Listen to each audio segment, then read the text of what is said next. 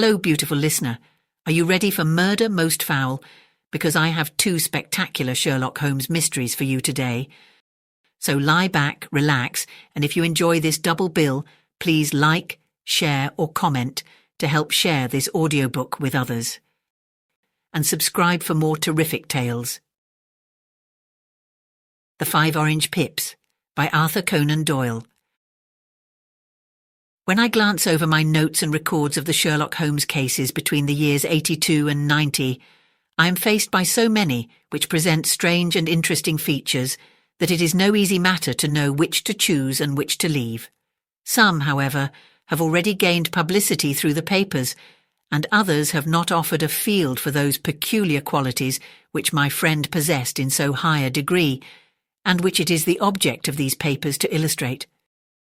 Some, too, have baffled his analytical skill and would be, as narratives, beginnings without an ending, while others have been but partially cleared up, and have their explanations founded rather upon conjecture and surmise than on that absolute logical proof which was so dear to him. There is, however, one of these last which was so remarkable in its details and so startling in its results that I am tempted to give some account of it in spite of the fact that there are points in connection with it which never have been, and probably never will be, entirely cleared up.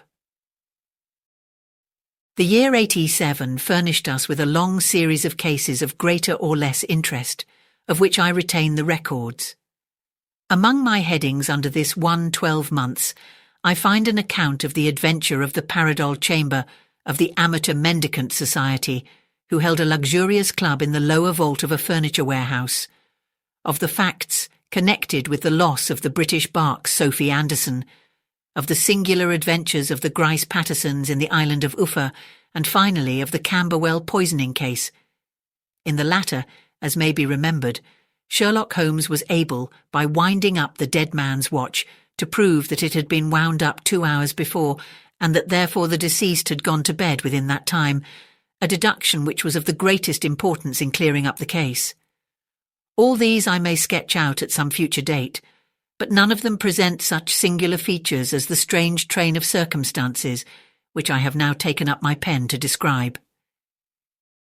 It was in the latter days of September, and the equinoctial gales had set in with exceptional violence. All day the wind had screamed and the rain had beaten against the windows, so that even here in the heart of great handmade London we were forced to raise our minds for the instant from the routine of life and to recognise the presence of those great elemental forces which shriek at mankind through the bars of his civilization like untamed beasts in a cage. As evening drew in, the storm grew higher and louder, and the wind cried and sobbed like a child in the chimney. Sherlock Holmes sat moodily at one side of the fireplace, cross-indexing his records of crime, while I at the other was deep in one of Clark Russell's fine sea stories until the howl of the gale from without seemed to blend with the text, and the splash of the rain to lengthen out into the long swash of the sea waves. My wife was on a visit to her mother's, and for a few days I was a dweller once more in my old quarters at Baker Street.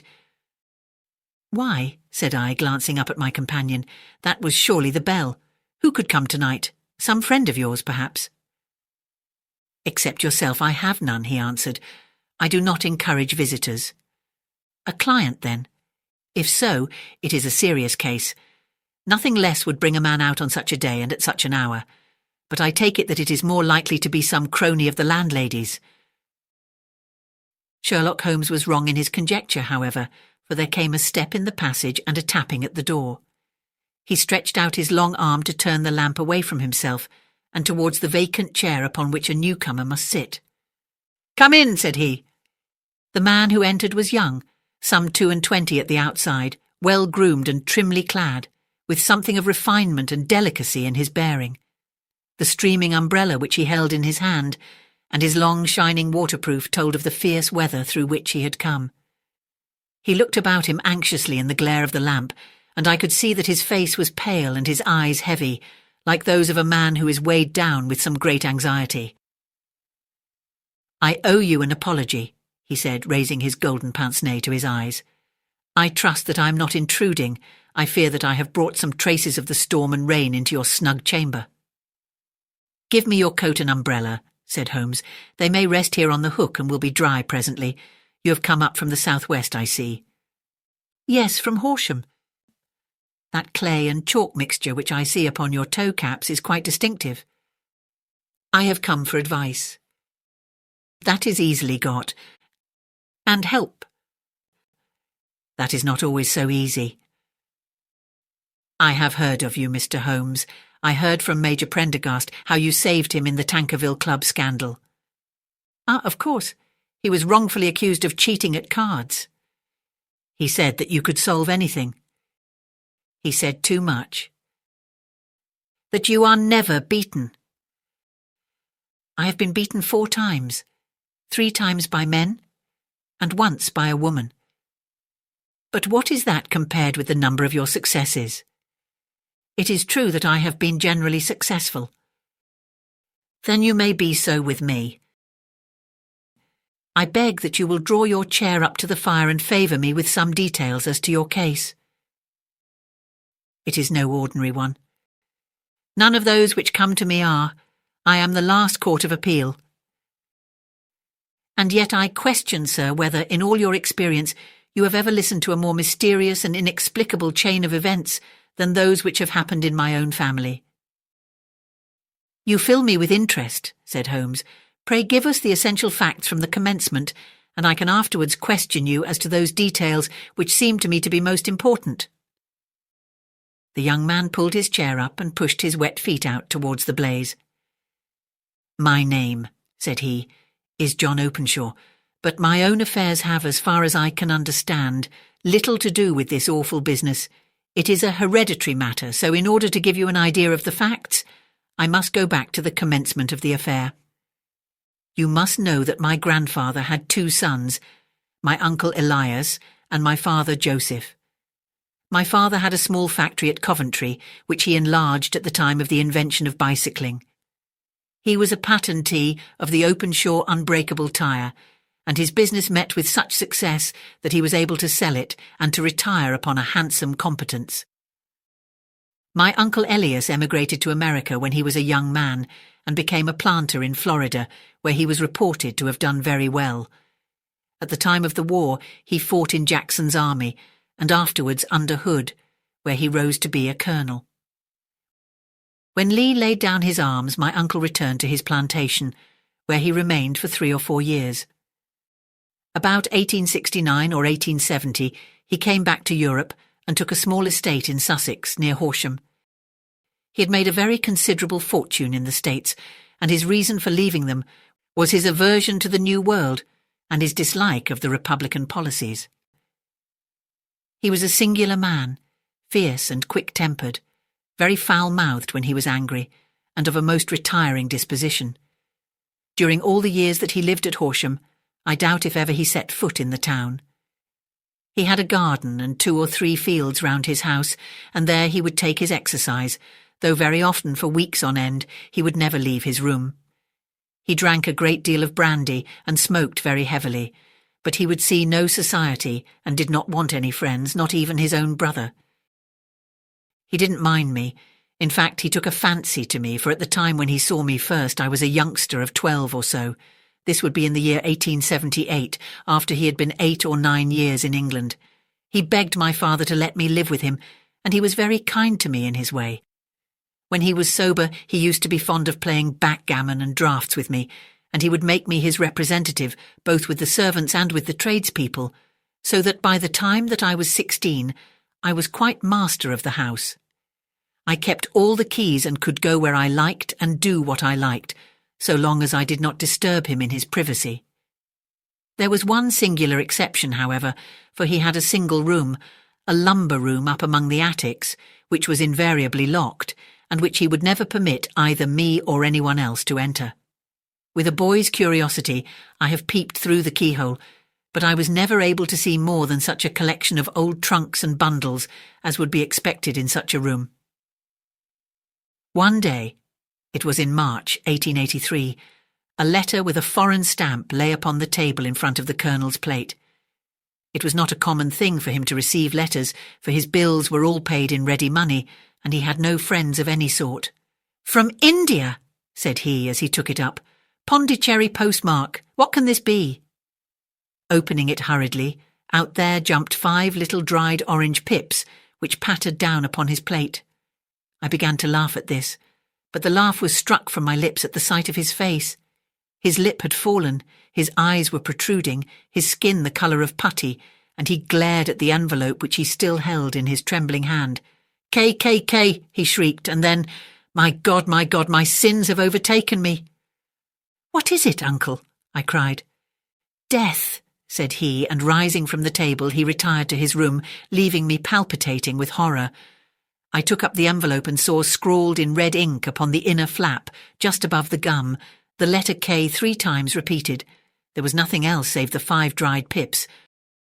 What could be the reason of his overpowering terror?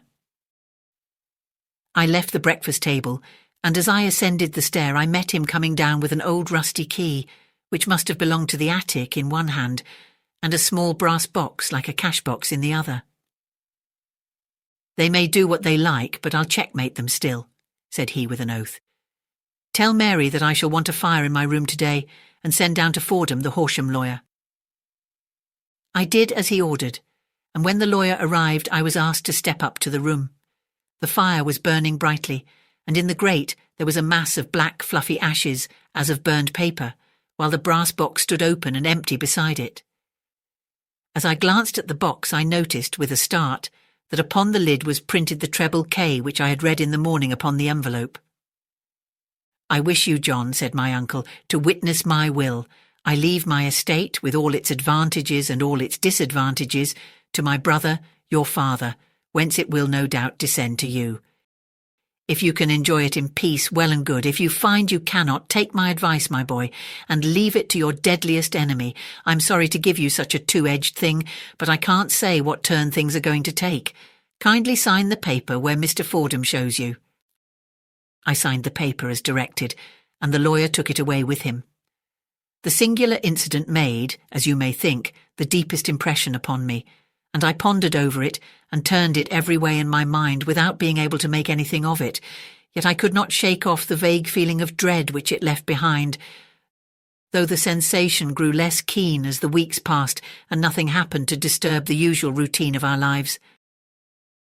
I could see a change in my uncle, however. He drank more than ever, and he was less inclined for any sort of society. Most of his time he would spend in his room, with the door locked upon the inside, but sometimes he would emerge in a sort of drunken frenzy, and would burst out of the house and tear about the garden with a revolver in his hand, screaming out that he was afraid of no man, and that he was not to be cooped up, like a sheep in a pen, by man or devil. When these hot fits were over, however, he would rush tumultuously in at the door and lock and bar it behind him, like a man who can brazen it out no longer against the terror which lies at the roots of his soul. At such times I have seen his face, even on a cold day, glisten with moisture, as though it were new raised from a basin. Well, to come to an end of the matter, Mr. Holmes, and not to abuse your patience, there came a night when he made one of those drunken sallies from which he never came back. We found him, when we went to search for him, face downward in a little green-scummed pool which lay at the foot of the garden. There was no sign of any violence, and the water was but 2 feet deep, so that the jury, having regard to his known eccentricity, brought in a verdict of suicide. But I, who knew how he winced from the very thought of death, had much ado to persuade myself that he had gone out of his way to meet it. The matter passed, however, and my father entered into possession of the estate and of some £14,000, which lay to his credit at the bank. "One moment," Holmes interposed. "Your statement is, I foresee, one of the most remarkable to which I have ever listened. Let me have the date of the reception by your uncle of the letter, and the date of his supposed suicide." The letter arrived on March 10th, 1883. His death was 7 weeks later, upon the night of May 2nd. "Thank you. Pray proceed." When my father took over the Horsham property, he, at my request, made a careful examination of the attic, which had been always locked up. We found the brass box there, although its contents had been destroyed. On the inside of the cover was a paper label with the initials of KKK repeated upon it, and letters, memoranda, receipts, and a register written beneath. These, we presume, indicated the nature of the papers, which had been destroyed by Colonel Openshaw. For the rest, there was nothing of much importance in the attic, save a great many scattered papers and notebooks bearing upon my uncle's life in America. Some of them were of the wartime and showed that he had done his duty well and had borne the repute of a brave soldier. Others were of a date during the reconstruction of the southern states and were mostly concerned with politics, for he had evidently taken a strong part in opposing the carpetbag politicians who had been sent down from the north. Well, it was the beginning of '84 when my father came to live at Horsham, and all went as well as possible with us until the January of '85. On the fourth day, after the New Year, I heard my father give a sharp cry of surprise as we sat together at the breakfast table. There he was, sitting with a newly opened envelope in one hand and 5 dried orange pips in the outstretched palm of the other one. He had always laughed at what he called my cock and bull story about the Colonel, but he looked very scared and puzzled, now that the same thing had come upon himself. "Why, what on earth does this mean, John?" he stammered. My heart had turned to lead. "It is KKK," said I. He looked inside the envelope. "So it is," he cried. "Here are the very letters. But what is this written above them?" "Put the papers on the sundial," I read, peeping over his shoulder. "What papers? What sundial?" he asked. "The sundial in the garden. There is no other," said I, "but the papers must be those that are destroyed." "No," said he, gripping hard at his courage. "We're in a civilized land here, and we can't have tomfoolery of this kind. Where does the thing come from?" "From Dundee," I answered, glancing at the postmark. "Some preposterous practical joke," said he. "What have I to do with sundials and papers? I shall take no notice of such nonsense." "I should certainly speak to the police," I said. "And be laughed at for my pains? Nothing of the sort." "Then let me do so." "No, I forbid you. I won't have a fuss made about such nonsense." It was in vain to argue with him, for he was a very obstinate man. I went about, however, with a heart which was full of forebodings. On the third day after the coming of the letter, my father went from home to visit an old friend of his, Major Freebody, who is in command of one of the forts upon Portsdown Hill. I was glad that he should go, for it seemed to me that he was farther from danger when he was away from home. In that, however, I was in error. Upon the second day of his absence, I received a telegram from the Major imploring me to come at once. My father had fallen over one of the deep chalk pits which abound in the neighbourhood and was lying senseless, with a shattered skull. I hurried to him, but he passed away without having ever recovered his consciousness. He had, as it appears, been returning from Fareham in the twilight, and as the country was unknown to him and the chalk pit unfenced, the jury had no hesitation in bringing in a verdict of death from accidental causes. Carefully as I examined every fact connected with his death, I was unable to find anything which could suggest the idea of murder. There were no signs of violence, no footmarks, no robbery, no record of strangers having been seen upon the roads, and yet I need not tell you that my mind was far from at ease, and that I was well nigh certain that some foul plot had been woven round him. In this sinister way I came into my inheritance. You will ask me why I did not dispose of it.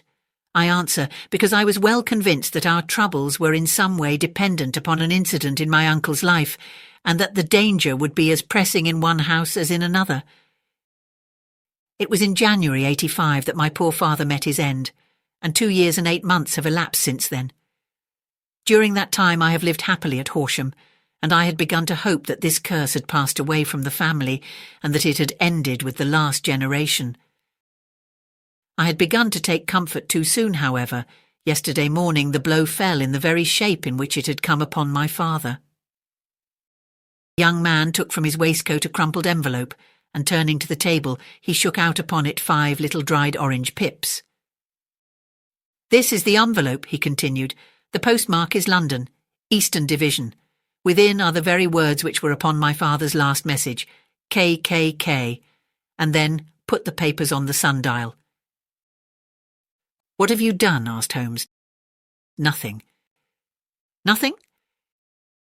To tell the truth, he sank his face into his thin white hands, I have felt helpless.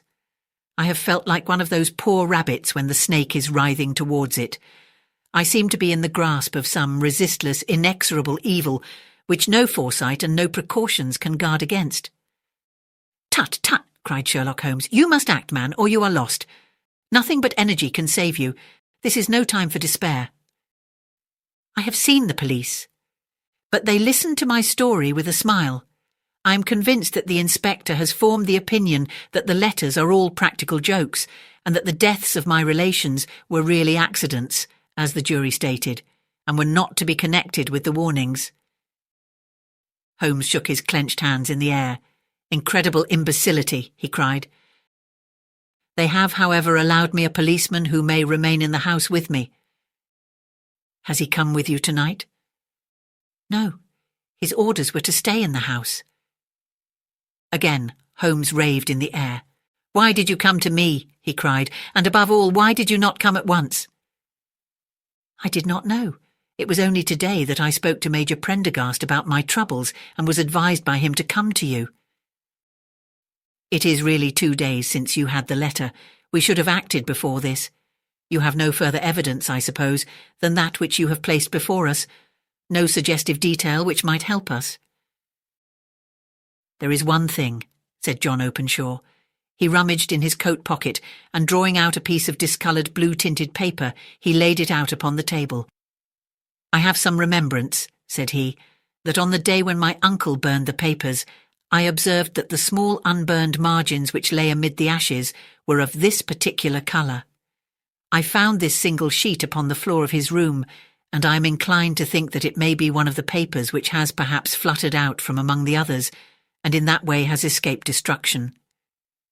Beyond the mention of Pip's, I do not see that it helps us much. I think myself that it is a page from some private diary. The writing is undoubtedly my uncle's." Holmes moved the lamp, and we both bent over the sheet of paper, which showed by its ragged edge that it had indeed been torn from a book. It was headed March 1869, and beneath were the following enigmatical notices. 4th Hudson came, same old platform.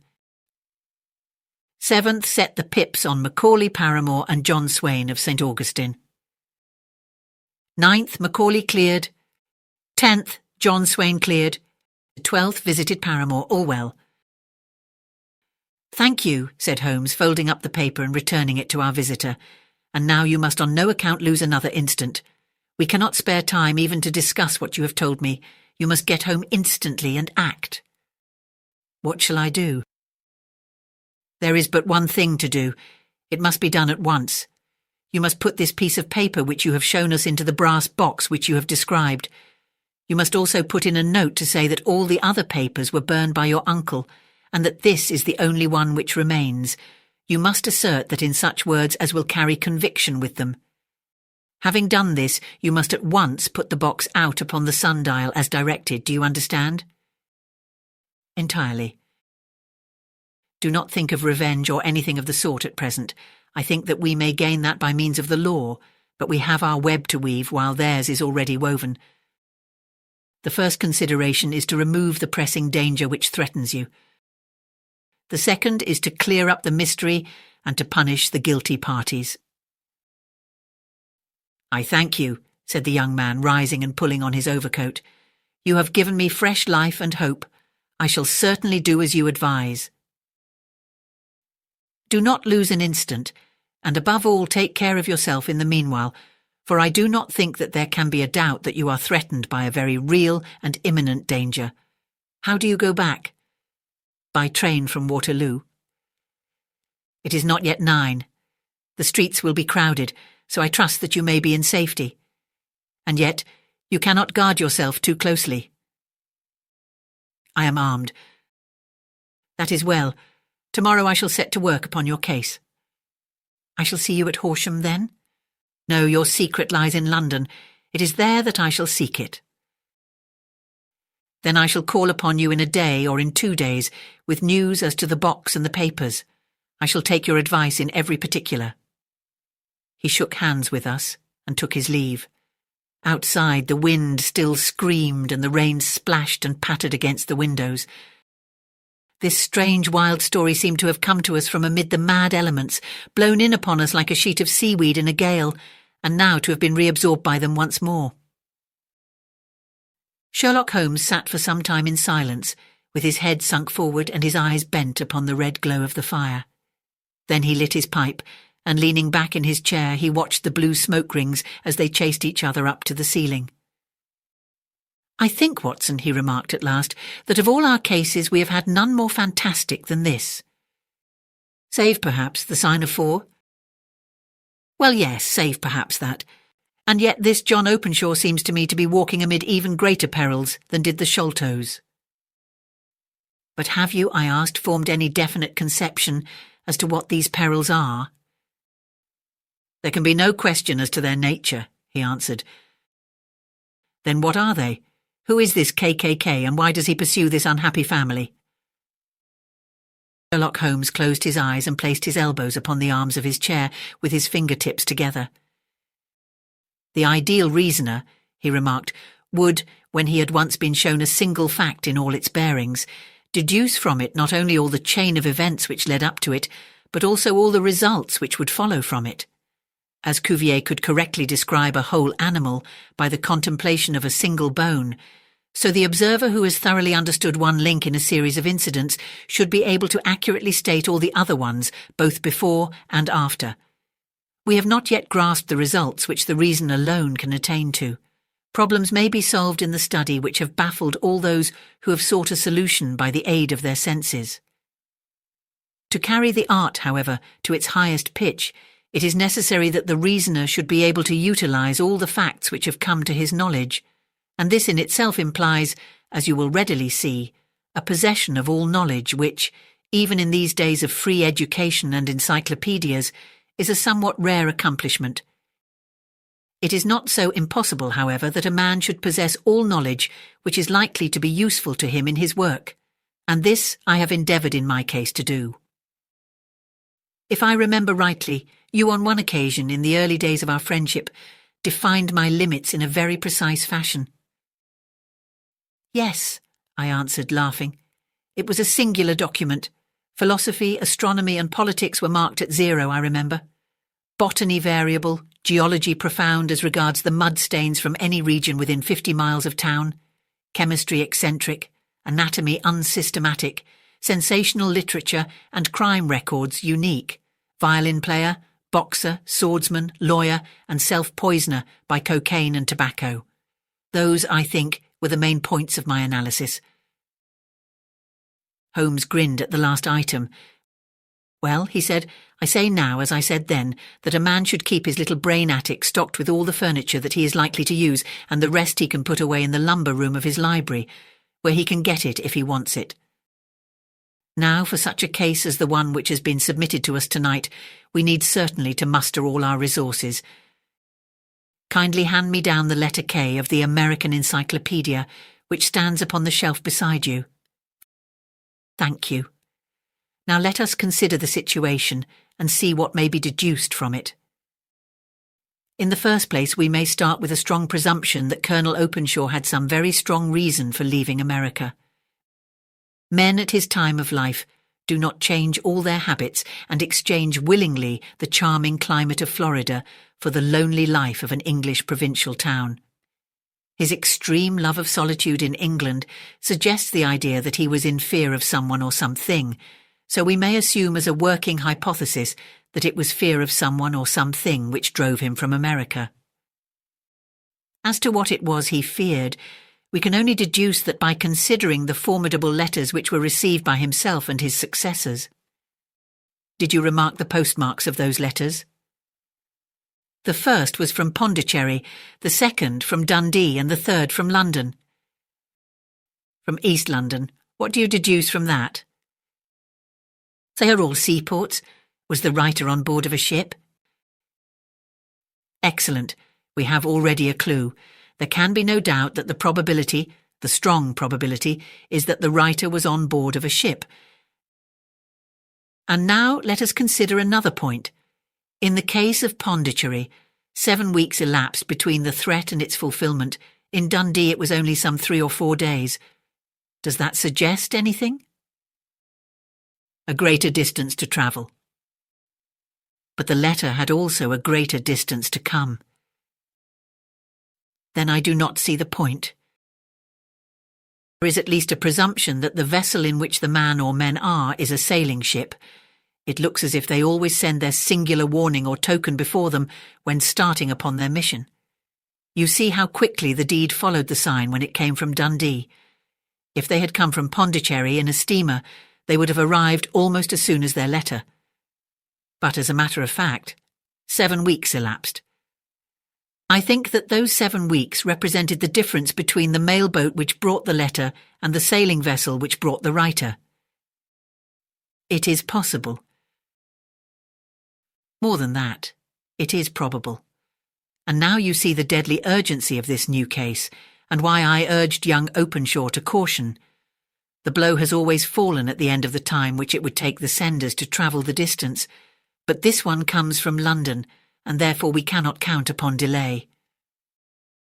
Good God, I cried, what can it mean, this relentless persecution?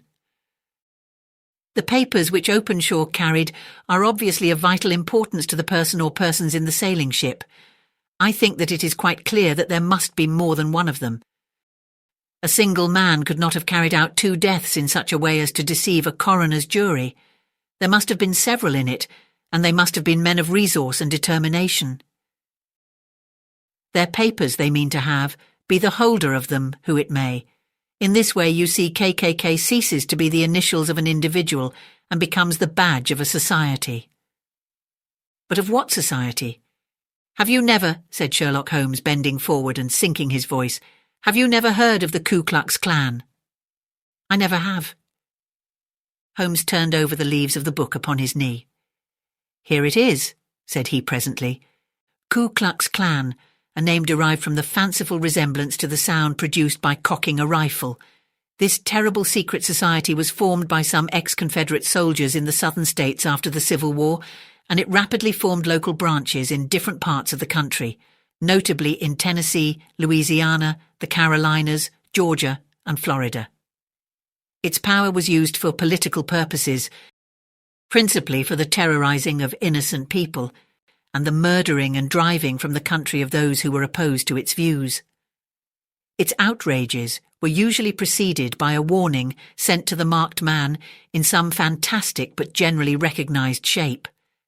A sprig of oak leaves in some parts, melon seeds or orange pips in others. On receiving this, the victim might either openly abjure his former ways or might fly from the country. If he braved the matter out, death would unfailingly come upon him, and usually in some strange and unforeseen manner. So perfect was the organisation of the society, and so systematic its methods, that there is hardly a case upon record where any man succeeded in braving it with impunity, or in which any of its outrages were traced home to the perpetrators. For some years, the organisation flourished in spite of the efforts of the United States government, and of the better classes of the community in the South. Eventually, in the year 1869, the movement rather suddenly collapsed, although there have been sporadic outbreaks of the same sort since that date. You will observe, said Holmes, laying down the volume, that the sudden breaking up of the society was coincident with the disappearance of Openshaw from America with their papers. It may well have been cause and effect. It is no wonder that he and his family have some of the more implacable spirits upon their track. You can understand that this register and diary may implicate some of the first men in the South, and that there may be many who will not sleep easy at night until it is recovered. Then the page we have seen is such as we might expect. It ran, if I remember right, sent the pips to A, B and C. That is, sent the society's warning to them. Then there are successive entries that A and B cleared or left the country, and finally that C was visited with, I fear, a sinister result for C. Well, I think, Doctor, that we may let some light into this dark place, and I believe that the only chance young Openshaw has in the meantime is to do what I have told him. There is nothing more to be said or to be done tonight, so hand me over my violin and let us try to forget for half an hour the miserable weather and the still more miserable ways of our fellow men." It had cleared in the morning, and the sun was shining with a subdued brightness through the dim veil which hangs over the great city. Sherlock Holmes was already at breakfast when I came down. "You will excuse me for not waiting for you," said he. "I have, I foresee, a very busy day before me in looking into this case of young Openshaw's." "What steps will you take?" I asked. "It will very much depend upon the results of my first inquiries. I may have to go down to Horsham after all." "You will not go there first?" "No, I shall commence with the city. Just ring the bell and the maid will bring up your coffee." As I waited, I lifted the unopened newspaper from the table and glanced my eye over it. It rested upon a heading which sent a chill to my heart. "Holmes," I cried, "you are too late." "Ah," said he, laying down his cup, "I feared as much. How was it done?" He spoke calmly, but I could see that he was deeply moved. My eye caught the name of Openshaw and the heading "Tragedy near Waterloo Bridge." Here is the account.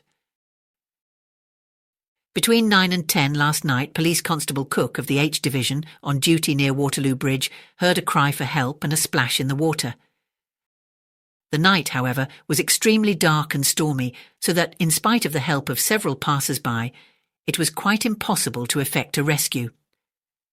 The alarm, however, was given, and by the aid of the water police, the body was eventually recovered. It proved to be that of a young gentleman whose name, as it appears from an envelope which was found in his pocket, was John Openshaw, and whose residence is near Horsham. It is conjectured that he may have been hurrying down to catch the last train from Waterloo Station, and that in his haste and the extreme darkness he missed his path and walked over the edge of one of the small landing places for river steamboats.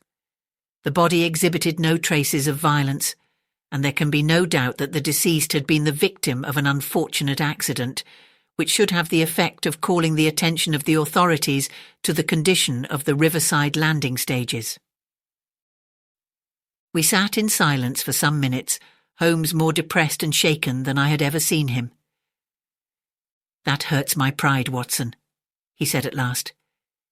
"It is a petty feeling, no doubt, but it hurts my pride.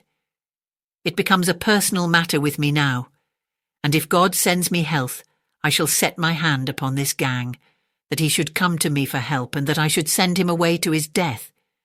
He sprang from his chair and paced about the room in uncontrollable agitation, with a flush upon his sallow cheeks and a nervous clasping and unclasping of his long thin hands. "They must be cunning devils," he exclaimed at last. "How could they have decoyed him down there? The embankment is not on the direct line to the station. The bridge, no doubt, was too crowded, even on such a night, for their purpose. Well, Watson, we shall see who will win in the long run. I'm going out now." "To the police?" "No, I shall be my own police. When I have spun the web, they may take the flies, but not before. All day I was engaged in my professional work, and it was late in the evening before I returned to Baker Street. Sherlock Holmes had not come back yet. It was nearly 10 o'clock before he entered, looking pale and worn. He walked up to the sideboard, and tearing a piece from the loaf, he devoured it voraciously, washing it down with a long draught of water. "You are hungry," I remarked. "Starving. It had escaped my memory. I have had nothing since breakfast." "Nothing?" "Not a bite. I had no time to think of it." "And how have you succeeded?" "Well." "You have a clue?" "I have them in the hollow of my hand. Young Openshaw shall not long remain unavenged. Why, Watson, let us put their own devilish trademark upon them. It is well thought of." "What do you mean?" He took an orange from the cupboard, and tearing it to pieces, he squeezed out the pips upon the table.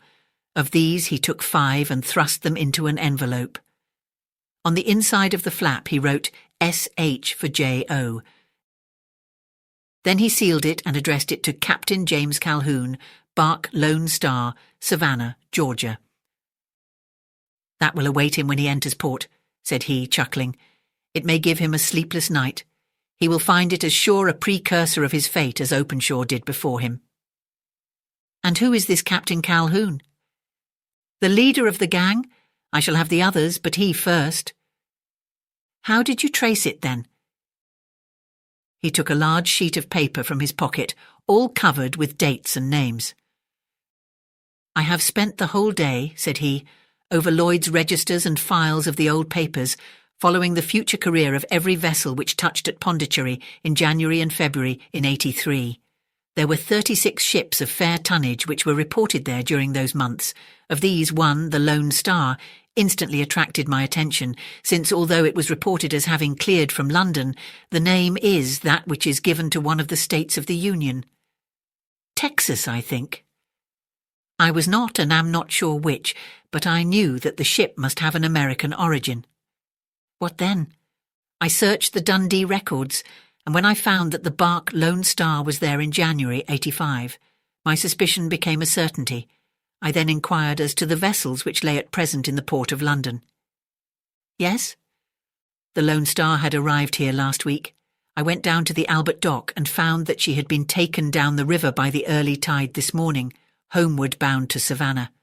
I wired to Gravesend and learned that she had passed some time ago, and as the wind is easterly, I have no doubt that she is now past the Goodwins and not very far from the Isle of Wight. What will you do then? Oh, I have my hand upon him. He and the two mates are, as I learn, the only native-born Americans in the ship. The others are Finns and Germans. I know also that they were all three away from the ship last night. I had it from the stevedore who has been loading their cargo.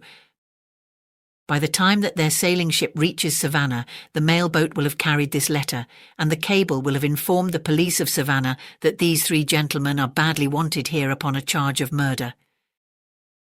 There is ever a flaw, however, in the best laid of human plans, and the murderers of John Openshaw were never to receive the orange pips, which would show them that another, as cunning and as resolute as themselves, was upon their track. Very long and very severe were the equinoctial gales that year. We waited long for news of the Lone Star of Savannah, but none ever reached us. We did at last hear that somewhere far out in the Atlantic, a shattered stern-post of a boat was seen swinging in the trough of a wave, with the letters LS carved upon it, and that is all which we shall ever know of the fate of the Lone Star.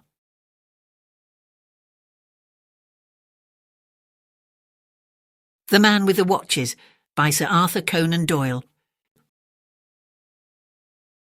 There are many who will still bear in mind the singular circumstances which, under the heading of the Rugby Mystery, filled many columns of the daily press in the spring of the year 1892. Coming as it did at a period of exceptional dullness, it attracted perhaps rather more attention than it deserved, but it offered to the public that mixture of the whimsical and the tragic which is most stimulating to the popular imagination. Interest drooped, however, when after weeks of fruitless investigation it was found that no final explanation of the facts was forthcoming, and the tragedy seemed from that time to the present to have finally taken its place in the dark catalogue of inexplicable and unexpiated crimes. A recent communication, the authenticity of which appears to be above question, has, however, thrown some new and clear light upon the matter. Before laying it before the public, it would be as well, perhaps, that I should refresh their memories as to the singular facts upon which this commentary is founded. These facts were briefly as follows. At 5 o'clock on the evening of the 18th of March in the year already mentioned, a train left Euston Station for Manchester. It was a rainy, squally day, which grew wilder as it progressed, so it was by no means the weather in which anyone would travel who was not driven to do so by necessity. The train, however, is a favourite one among Manchester businessmen who are returning from town, for it does the journey in 4 hours and 20 minutes, with only 3 stoppages upon the way. In spite of the inclement evening, it was, therefore, fairly well filled upon the occasion of which I speak. The guard of the train was a tried servant of the company, a man who had worked for 22 years without a blemish or complaint. His name was John Palmer. The station clock was upon the stroke of 5, and the guard was about to give the customary signal to the engine driver when he observed 2 belated passengers hurrying down the platform. The one was an exceptionally tall man, dressed in a long black overcoat with astrakhan collar and cuffs. I have already said that the evening was an inclement one, and the tall traveller had the high, warm collar turned up to protect his throat against the bitter March wind. He appeared, as far as the guard could judge by so hurried an inspection, to be a man between 50 and 60 years of age, who had retained a good deal of the vigour and activity of his youth. In one hand he carried a brown leather Gladstone bag. His companion was a lady, tall and erect, walking with a vigorous step, which outpaced the gentleman beside her. She wore a long, fawn-coloured dust cloak, a black, close-fitting toque, and a dark veil which concealed the greater part of her face. The two might very well have passed as father and daughter. They walked swiftly down the line of carriages, glancing in at the windows until the guard, John Palmer, overtook them. "Now then, sir, look sharp, the train is going," said he. "First class," the man answered. The guard turned the handle of the nearest door. In the carriage, which he had opened, there sat a small man with a cigar in his mouth.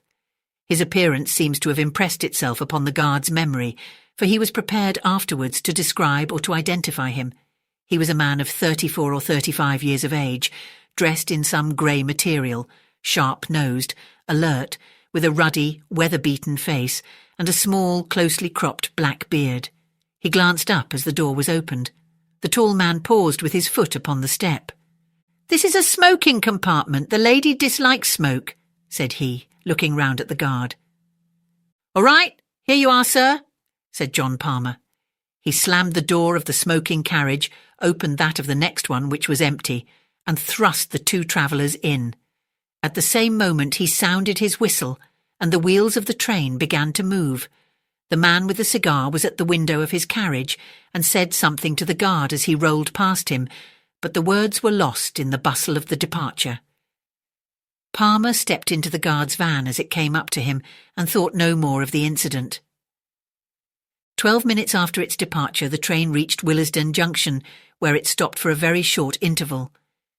An examination of the tickets has made it certain that no one either joined or left it at this time, and no passenger was seen to alight upon the platform. At 5:14, the journey to Manchester was resumed, and Rugby was reached at 6:50, the express being 5 minutes late. At Rugby, the attention of the station officials was drawn to the fact that the door of one of the first-class carriages was open. An examination of that compartment and of its neighbour disclosed a remarkable state of affairs. The smoking carriage in which the short red-faced man with the black beard had been seen was now empty.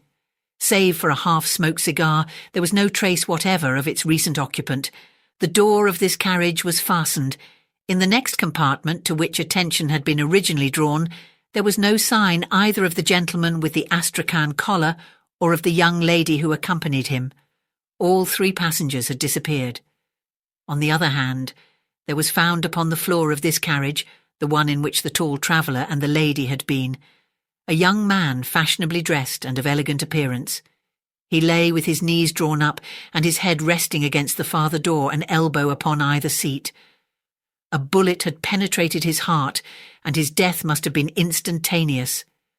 No one had seen such a man enter the train, and no railway ticket was found in his pocket. Neither were there any markings upon his linen, nor papers, nor personal property which might help to identify him. Who he was, whence he had come, and how he had met his end were each as great a mystery as what had occurred to the three people who had started an hour and a half before from Willesden in those two compartments. I have said that there was no personal property which might help to identify him, but it is true that there was one peculiarity about this unknown young man which was much commented upon at the time.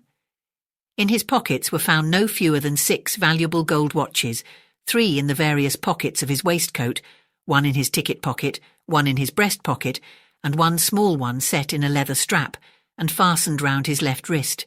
The obvious explanation that the man was a pickpocket, and that this was his plunder, was discounted by the fact that all 6 were of American make and of a type which is rare in England. 3 of them bore the mark of the Rochester Watchmaking Company, 1 was by Mason of Elmira, 1 was unmarked, and the small one, which was highly jewelled and ornamented, was from Tiffany of New York. The other contents of his pocket consisted of an ivory knife with a corkscrew by Rogers of Sheffield, a small circular mirror, 1 inch in diameter, a readmission slip to the Lyceum Theatre, a silver box full of Vesta matches, and a brown leather cigar case containing 2 cheroots, also £2.14 in money. It was clear, then, that whatever motives may have led to his death, robbery was not among them. As already mentioned, there were no markings upon the man's linen, which appeared to be new, and no tailor's name upon his coat. In appearance he was young, short, smooth-cheeked, and delicately featured. One of his front teeth was conspicuously stopped with gold. On the discovery of the tragedy, an examination was instantly made of the tickets of all passengers, and the number of the passengers themselves was counted. It was found that only 3 tickets were unaccounted for, corresponding to the 3 travellers who were missing. The express was then allowed to proceed, but a new guard was sent with it, and John Palmer was detained as a witness at Rugby. The carriage, which included the 2 compartments in question, was uncoupled and sidetracked. Then, on the arrival of Inspector Vane of Scotland Yard and of Mr. Henderson, a detective in the service of the railway company, an exhaustive inquiry was made into all the circumstances. That crime had been committed was certain. The bullet, which appeared to have come from a small pistol or revolver, had been fired from some little distance, as there was no scorching of the clothes. No weapon was found in the compartment, which finally disposed of the theory of suicide. Nor was there any sign of the brown leather bag which the guard had seen in the hand of the tall gentleman. A lady's parasol was found upon the rack, but no other trace was to be seen of the travellers in either of the sections. Apart from the crime, the question of how or why 3 passengers, one of them a lady, could get out of the train and one other get in during the unbroken run between Willesden and Rugby was one which excited the utmost curiosity among the general public and gave rise to much speculation in the London press. John Palmer, the guard, was able at the inquest to give some evidence which threw a little light upon the matter. There was a spot between Tring and Cheddington, according to his statement, where, on account of some repairs to the line, the train had for a few minutes slowed down to a pace not exceeding 8 or 10 miles an hour. At that place, it might be possible for a man, or even for an exceptionally active woman, to have left the train without serious injury. It was true that a gang of platelayers was there, and that they had seen nothing, but it was their custom to stand in the middle between the metals, and the open carriage door was upon the far side, so that it was conceivable that someone might have alighted unseen, as the darkness would by that time be drawing in. A steep embankment would instantly screen anyone who sprang out from the observation of the navvies. The guard also deposed that there was a good deal of movement upon the platform at Willesden Junction, and that though it was certain that no one had either joined or left the train there, it was still quite possible that some of the passengers might have changed unseen from one compartment to another. It was by no means uncommon for a gentleman to finish his cigar in a smoking carriage and then to change to a clearer atmosphere.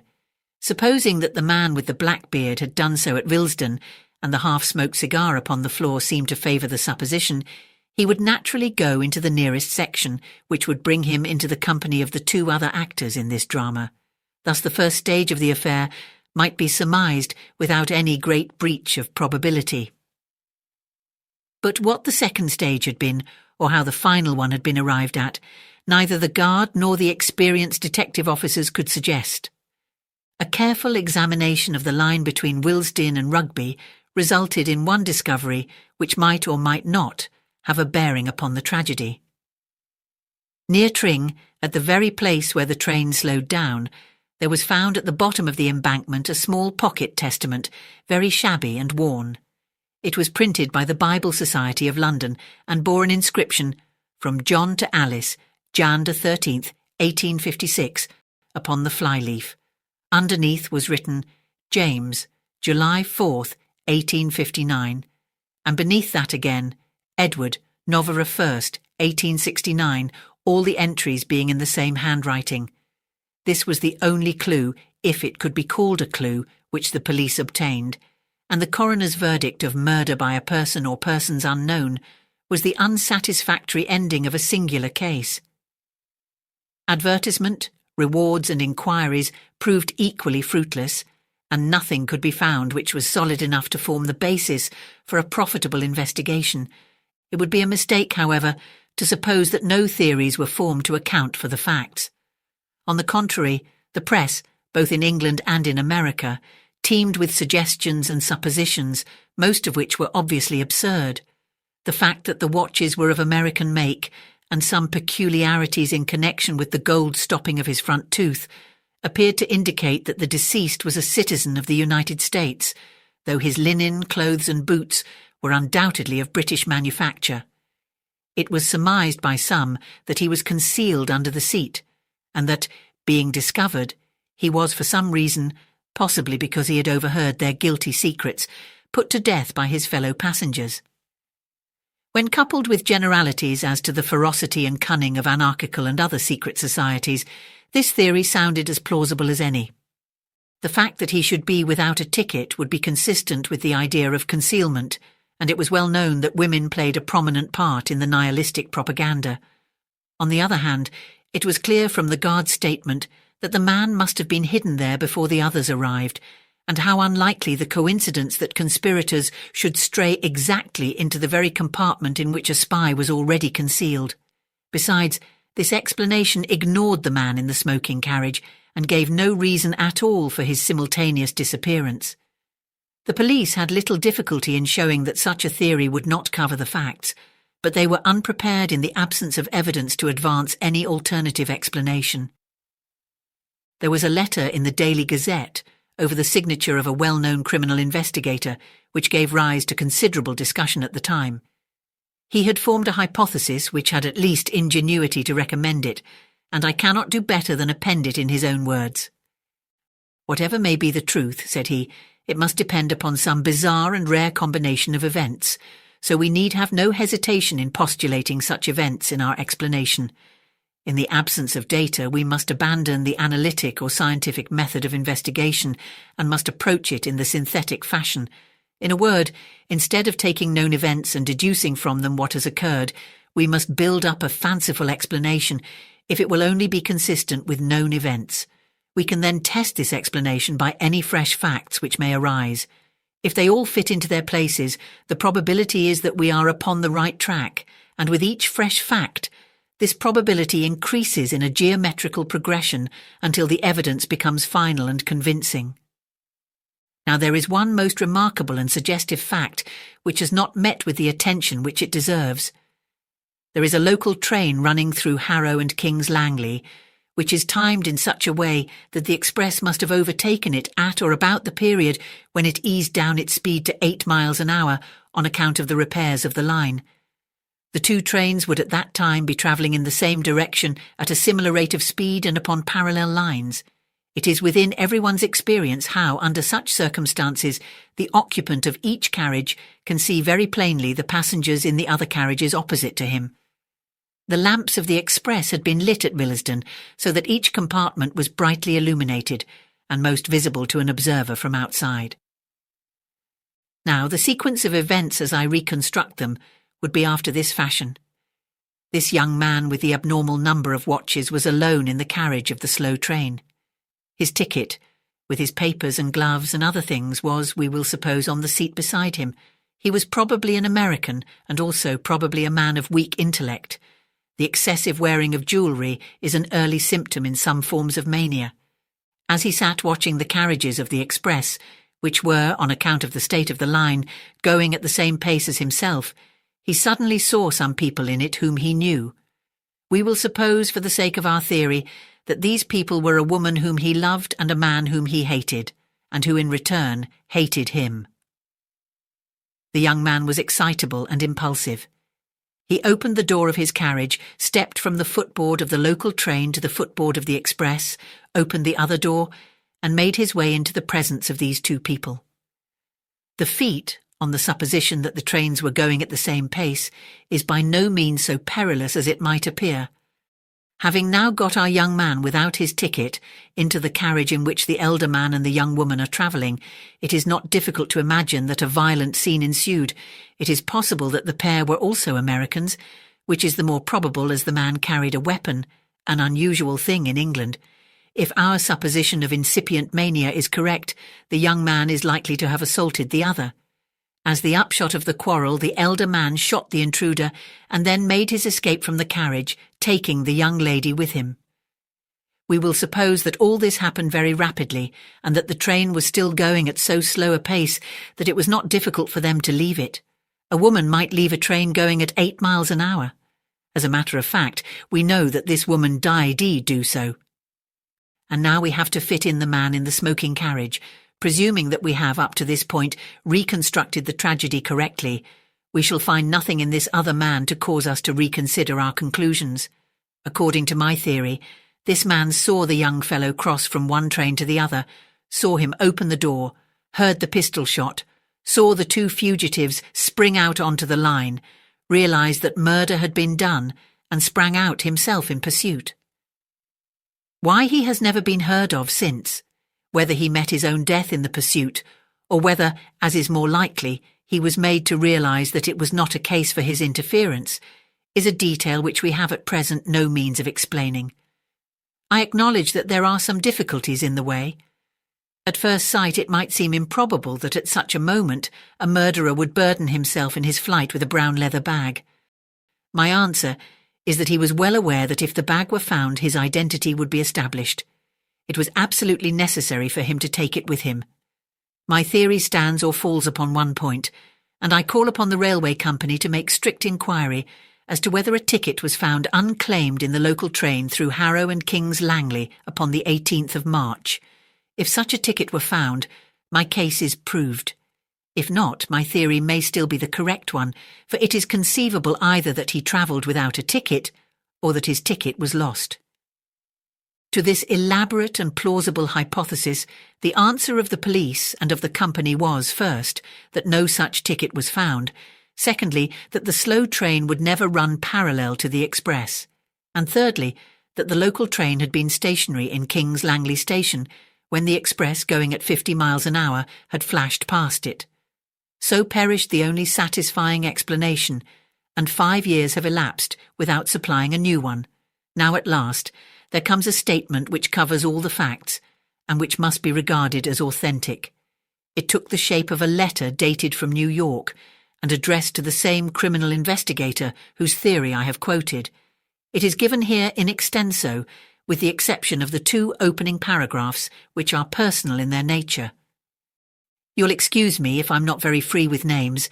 There's less reason now than there was 5 years ago when Mother was still living. But for all that, I had rather cover up our tracks all I can. But I owe you an explanation, for if your idea of it was wrong, it was a mighty ingenious one all the same. I'll have to go back a little so as you may understand all about it. My people came from Bucks, England, and emigrated to the States in the early 50s. They settled in Rochester, in the state of New York, where my father ran a large dry goods store. There were only 2 sons, myself, James, and my brother, Edward. I was 10 years older than my brother, and after my father died, I sort of took the place of a father to him, as an elder brother would. He was a bright, spirited boy, and just one of the most beautiful creatures that ever lived, but there was always a soft spot in him, and it was like mould in cheese, for it spread and spread, and nothing that you could do would stop it. Mother saw it just as clearly as I did, but she went on spoiling him all the same, for he had such a way with him that you could refuse him nothing. I did all I could to hold him in, and he hated me for my pains. At last he fairly got his head, and nothing that we could do would stop him. He got off into New York, and went rapidly from bad to worse. At first he was only fast, and then he was criminal. And then, at the end of a year or 2, he was one of the most notorious young crooks in the city. He had formed a friendship with Sparrow McCoy, who was at the head of his profession as a bunco steerer, green goodsman and general rascal. They took to card sharping and frequented some of the best hotels in New York. My brother was an excellent actor. He might have made an honest name for himself if he had chosen, and he would take the parts of a young Englishman of title, of a simple lad from the West, or of a college undergraduate, whichever suited Sparrow McCoy's purpose. And then one day he dressed himself as a girl, and he carried it off so well and made himself such a valuable decoy that it was their favourite game afterwards. They had made it right with Tammany and with the police, so it seemed as if nothing could ever stop them, for those were in the days before the Lexo Commission, and if you only had a pull you could do pretty nearly everything you wanted, and nothing would have stopped them if they had only stuck to cards and New York, but they must needs come up Rochester way and forge a name upon a cheque. It was my brother that did it, though everyone knew that it was under the influence of Sparrow McCoy. I bought up that cheque, and a pretty sum it cost me. Then I went to my brother, laid it before him on the table, and swore to him that I would prosecute if he did not clear out of the country. At first he simply laughed. I could not prosecute, he said, without breaking our mother's heart, and he knew that I would not do that. I made him understand, however, that our mother's heart was being broken in any case, and that I had set firm on the point that I would rather see him in Rochester jail than in a New York hotel. So at last he gave in, and he made me a solemn promise that he would see Sparrow McCoy no more, that he would go to Europe, and that he would turn his hand to any honest trade that I helped him to get. I took him down right away to an old family friend, Joe Wilson, who is an exporter of American watches and clocks, and I got him to give Edward an agency in London, with a small salary and a 15% commission on all business. His manner and appearance were so good that he won the old man over at once, and within a week he was sent off to London with a case full of samples. It seemed to me that this business of the cheque had really given my brother a fright, and that there was some chance of his settling down into an honest line of life. My mother had spoken with him, and what she said had touched him, for she had always been the best of mothers to him, and he had been the great sorrow of her life. But I knew that this man, Sparrow McCoy, had a great influence over Edward, and my chance of keeping the lad straight lay in breaking the connection between them. I had a friend in the New York detective force, and through him I kept a watch upon McCoy. When, within a fortnight of my brother's sailing, I heard that McCoy had taken a berth in the Etruria, I was as certain as if he had told me that he was going over to England for the purpose of coaxing Edward back again into the ways that he had left. In an instant, I had resolved to go also, and to pit my influence against McCoy's. I knew it was a losing fight, but I thought, and my mother thought, that it was my duty. We passed the last night together in prayer for my success, and she gave me her own testament that my father had given her on the day of their marriage in the old country, so that I might always wear it next my heart. I was a fellow traveller on the steamship with Sparrow McCoy, and at least I had the satisfaction of spoiling his little game for the voyage. The very first night I went into the smoking room and found him at the head of a card table, with a half a dozen young fellows who were carrying their full purses and their empty skulls over to Europe. He was settling down for his harvest, and a rich one it would have been, but I soon changed all that. "Gentlemen," said I, "are you aware whom you're playing with?" "What's that to you? You mind your own business," said he with an oath. "Who is it anyway?" asked one of the dudes. "He's Sparrow McCoy, the most notorious card sharper in the States." Up he jumped with a bottle in his hand, but he remembered that he was under the flag of the effete old country where law and order run, and Tammany has no pull. Jail and the gallows wait for violence and murder, and there's no slipping out by the back door on board an ocean liner. "Prove your words, you," said he. "I will," said I. "If you will turn up your right shirt sleeve to the shoulder, I will either prove my words or I will eat them." He turned white and said not a word. You see, I knew something of his ways, and I was aware of that part of the mechanism which he and all such sharpers use consists of an elastic down the arm with a clip just above the wrist. It is by means of this clip that they withdraw from their hands the cards which they do not want, while they substitute other cards from another hiding place. I reckoned on it being there, and it was. He cursed me, slunk out of the saloon, and was hardly seen again during the voyage. For once, at any rate, I got level with Mr. Sparrow McCoy.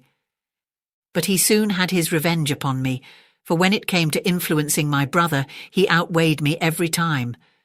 Edward had kept himself straight in London for the first few weeks, and had done some business with his American watches, until this villain came across his path once more. I did my best, but the best was little enough. The next thing I heard, there had been a scandal at one of the Northumberland Avenue hotels. A traveller had been fleeced of a large sum by 2 Confederate card sharpers, and the matter was in the hands of Scotland Yard. The first I learned of it was in the evening paper, and I was at once certain that my brother and McCoy were back at their old games. I hurried at once to Edward's lodgings, They told me that he and a tall gentleman, whom I recognised as McCoy, had gone off together, and that he had left the lodgings and taken his things with him. The landlady had heard them give several directions to the cabman, ending with Euston Station, and she had accidentally overheard the tall gentleman saying something about Manchester. She believed that that was their destination. A glance at the timetable showed me that the most likely train was at 5, though there was another at 4:35 which they might have caught. I had only time to get the later one, but found no sign of them either at the depot or in the train. They must have gone on by the earlier one, so I determined to follow them to Manchester and search for them in the hotels there. One last appeal to my brother by all that he owed to my mother might even now be the salvation of him. My nerves were overstrung and I lit a cigar to steady them. At that moment, just as the train was moving off, the door of my compartment was flung open, and there were McCoy and my brother on the platform. They were both disguised, and with good reason, for they knew that the London police were after them. McCoy had a great astrakhan collar drawn up, so that only his eyes and nose were showing. My brother was dressed like a woman, with a black veil half down his face, but of course it did not deceive me for an instant, nor would it have done so even if I had not known that he had often used such a dress before. I started up, and as I did so, McCoy recognised me. He said something, the conductor slammed the door, and they were shown into the next compartment. I tried to stop the train so as to follow them, but the wheels were already moving, and it was too late. When we stopped at Willesden, I instantly changed my carriage. It appears that I was not seen to do so, which is not surprising, as the station was crowded with people. McCoy, of course, was expecting me, and he had spent the time between Euston and Willesden in saying all he could to harden my brother's heart and set him against me. That is what I fancy, for I had never found him so impossible to soften or to move. I tried this way and I tried that. I pictured his future in an English jail. I described the sorrow of his mother when I came back with the news. I said everything to touch his heart, but all to no purpose. He sat there with a fixed sneer upon his handsome face, while every now and then Sparrow McCoy would throw in a taunt at me, or some word of encouragement to hold my brother to his resolutions. "Why don't you run a Sunday school?" he would say to me, and then in the same breath, "He thinks you have no will of your own. He thinks you are just the baby brother, and that he can lead you where he likes. He's only just finding out that you are a man as well as he." It was those words of his which set me talking bitterly. We had left Willesden, you understand, for all this took some time. My temper got the better of me, and for the first time in my life I let my brother see the rough side of me. Perhaps it would have been better had I done so earlier and more often. "A man," said I. "Well, I'm glad to have your friend's assurance of it, for no one would suspect it to see you like a boarding school missy. I don't suppose in all this country there is a more contemptible-looking creature than you are as you sit there with that dolly pinafore upon you."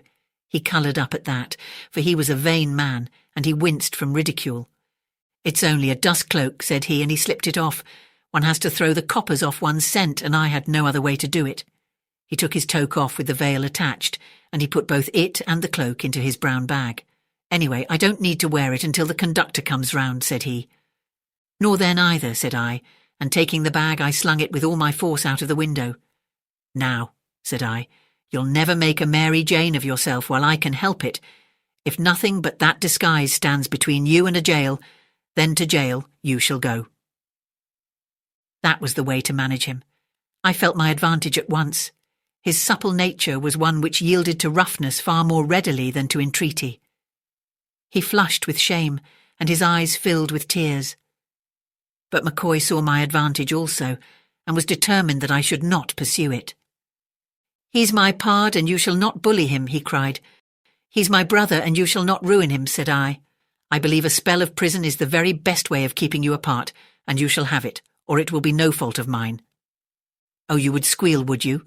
he cried, and in an instant he whipped out his revolver. I sprang for his hand, but saw that I was too late and jumped aside. At the same instant he fired, and the bullet which would have struck me passed through the heart of my unfortunate brother.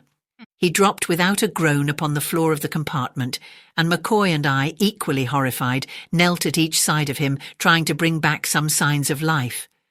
McCoy still held the loaded revolver in his hand, but his anger against me and my resentment towards him had both for the moment been swallowed up in this sudden tragedy. It was he who first realized the situation. The train was for some reason going very slowly at the moment, and he saw his opportunity for escape. In an instant he had the door open, but I was as quick as he, and jumping upon him, the two of us fell off the footboard and rolled in each other's arms down a steep embankment. At the bottom I struck my head against a stone, and I remembered nothing more. When I came to myself, I was lying among some low bushes, not far from the railroad track, and somebody was bathing my head with a wet handkerchief. It was Sparrow McCoy. "I guess I couldn't leave you," said he. "I didn't want to have the blood of two of you on my hands in one day. You loved your brother, I've no doubt, but you didn't love him a cent more than I loved him, though you'll say that I took a queer way to show it. Anyhow, it seems a mighty empty world now that he is gone, and I don't care a continental whether you give me over to the hangman or not." He had turned his ankle in the fall, and there we sat, he with his useless foot, and I with my throbbing head, and we talked and talked, until gradually my bitterness began to soften and to turn into something like sympathy. What was the use of revenging his death upon a man who was as much stricken by that death as I was? And then, as my wits gradually returned, I began to realize also that I could do nothing against McCoy which would not recoil upon my mother and myself. How could we convict him without a full account of my brother's career being made public, the very thing which of all others we wished to avoid? It was really as much our interest as his to cover the matter up, and from being an avenger of crime, I found myself changed to a conspirator against justice. The place in which we found ourselves was one of those pheasant preserves which are so common in the old country, and as we groped our way through it, I found myself consulting the slayer of my brother as to how far it would be possible to hush it up. I soon realized from what he said that unless there were some papers of which we knew nothing in my brother's pockets, there was really no possible means by which the police could identify him or learn how he had got there. His ticket was in McCoy's pocket, and so was the ticket for some baggage which they had left at the depot. Like most Americans, he had found it cheaper and easier to buy an outfit in London than to bring one from New York, so that all his linen and clothes were new and unmarked. The bag, containing the dust cloak which I had thrown out of the window, may have fallen among some bramble patch where it is still concealed, or may have been carried off by some tramp, or may have come into the possession of the police who kept the incident to themselves. Anyhow, I've seen nothing about it in the London papers. As to the watches, they were a selection from those which had been entrusted to him for business purposes. It may have been for the same business purposes that he was taking them to Manchester, but, well, it's too late to enter into that. I don't blame the police for being at fault. I don't see how it could have been otherwise. There was just one little clue that they might have followed up, but it was a small one. I mean that small, circular mirror which was found in my brother's pocket. It isn't a very common thing for a young man to carry about with him, is it? But a gambler might have told you what such a mirror may mean to a card sharper.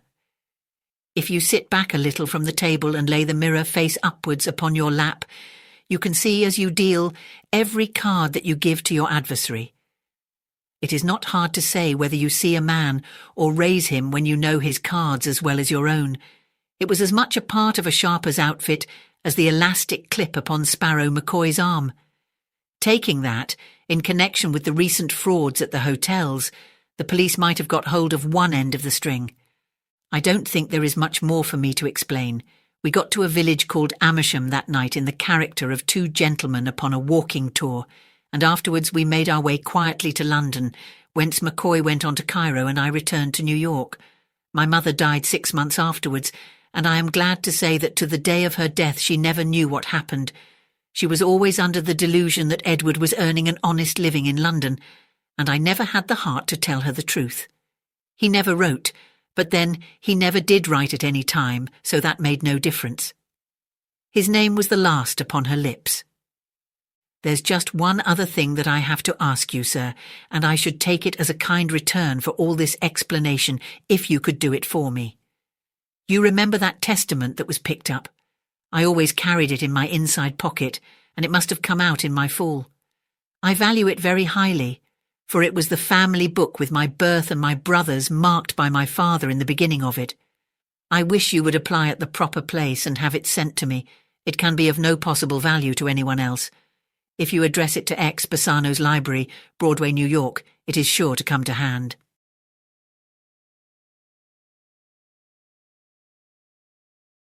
Thank you for listening.